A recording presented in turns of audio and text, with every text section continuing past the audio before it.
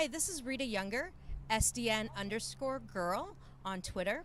And I am here with somebody who I really admire, and this is Mike Dvorkin. He is a distinguished engineer and very responsible for some of the development of amazing products. I'm very, very passionate about SDN and network analytics. And as a data scientist, as a distinguished engineer, he's on the other side of it where he's actually developing the products. So we're going to spend a couple minutes talking to Mike and hear what he's passionate about. What's important to you, Mike? I think the most important thing nowadays is basically notions of security and how security is transforming with a new generation of applications and how applications that are being developed for the cloud, how it affects how people do security for the application and the implications of that on the infrastructure. For example, the way we used to think about security is basically, yeah, sure, we know what's running within the data center. We're going to put like a little wall around that, which is called a perimeter, and it's like impenetrable. We're going to put some firewalls. We're going to filter out all the evildoers, and everything's going to be good. Well, it turns out that strategy doesn't work, and it doesn't work for many reasons, right? One is first of all, you don't know what the evildoers are and who they are, right? You don't know their IP address, you don't know the identifiers, you don't understand how they're going to penetrate, you don't understand the methods.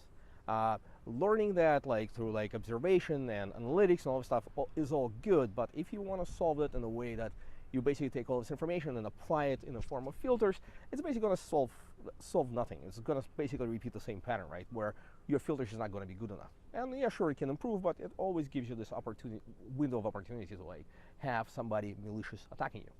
So how do you solve it? The interesting thing is in our society, we rely on notions of trust. You and I trust each other. We can talk, right? We don't have to always constantly rechecking each other whether we can talk to each other, right? So that just works. You go to a bank, you trust the bank. You take a Uber ride, you kind of trust them to get you from point A to point B, or mostly. But it's sufficient trust, right? So computer systems need to rely on much the same notions, where rather than figuring out administratively who can talk to whom, why not just let applications decide how they establish their own identity, right? And that has to be done in a very managed way. So you actually know what this thing is and what a thing does. And then how various pieces of applications, when they talk to each other, how they establish trust, whether those two things can talk to each other, right? But it cannot be done through filtering. It can be done through exchange of secrets. It can be done through encryption, and can be done through various things, for example, through use of modern protocols such as SPIFFE, which basically helps you establish an attested identity and exchange that identity with others for the purposes of establishing trust. It's a very powerful model, and it actually scales, and it doesn't depend on what infrastructure you run on.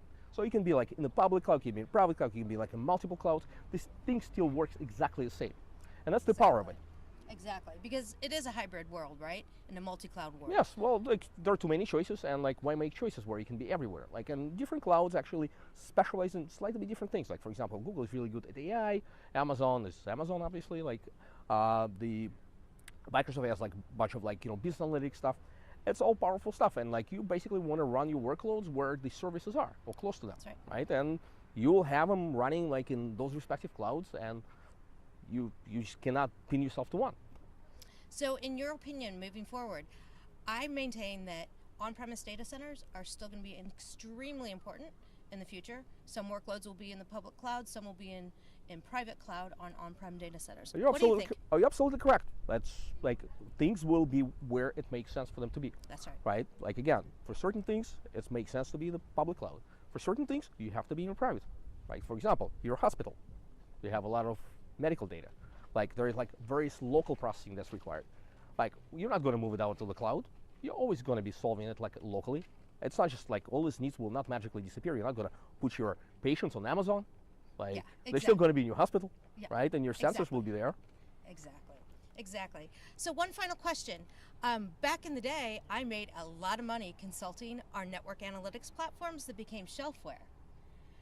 Last week, I heard from a half a dozen companies touting their new network analytics platforms. What do you think about that? Do you think that network analytics now is here to stay? Well, the difference is, I think, where we are in technology cycle. With the latest advances in AI and machine learning, I think we have a much better hope that the products that are touting like always like network analytics stuff are actually going to be useful and will provide you useful insight and will find anomalies that are actually anomalies, and they will provide you insights of how to fix those and how to deal with those anomalies and how to remediate the issues. Uh, so far, there have been very modest advances in this, but you know it looks promising.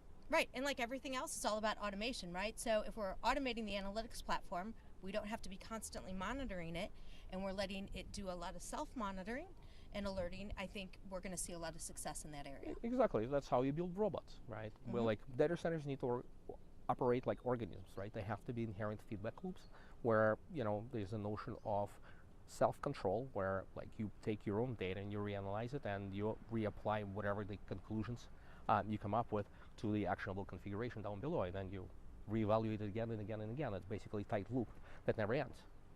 So thank you so much for this interview. I really appreciate it.